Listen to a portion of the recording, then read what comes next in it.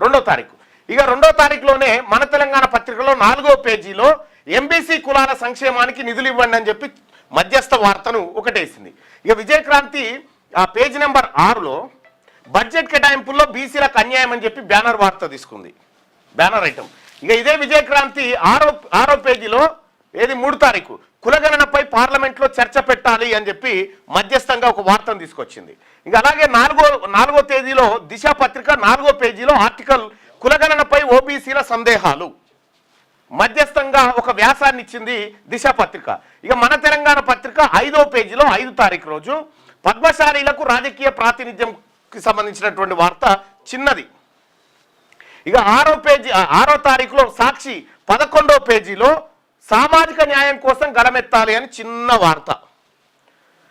ఇక 7వ తేదీలో దిశ పత్రిక 12వ పేజీలో బీసీలకు కాంగ్రెస్ తీరని ద్రోహం, బీఆర్ఎస్ బీసీలకు వ్యతిరేకం అని మధ్యస్థంగా ఒక వార్త, చిన్న వార్త.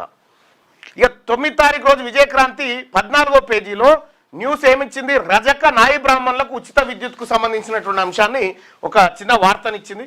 ఇక అదే 9వ తారీఖు విజయక్రాంతి 10వ పేజీలో వడ్డర్లకు చట్టసభలో రిజర్వేషన్లు ఇవ్వాలి మధ్యస్థంగా చిన్నగా వార్తను తీసుకొచ్చింది విజయక్రాంతి. ఇక 10వ తారీఖు అంటే మీరు మొత్తం ఇన్ని పత్రికలు చదవాల్సిన పర్లేదుగా, ఈ పత్రికల్ని అన్నిటి రంగరిస్తే ఇగో ఈనాడు దినపత్రిక 10వ తారీఖు రోజు కులగణన పాలనాపరమైన వార్తను చిన్నదిగా ఇచ్చింది జనరల్ రిపోర్టింగ్ కింద. 11వ తారీఖు నమస్తే తెలంగాణ 4వ పేజీలో గొర్రెల పంపిణీ స్కామ్ పై విచారణ, యాదవుల పేరు ప్రస్తావిస్తూ రాసింది మధ్యస్థంగా చిన్నగా.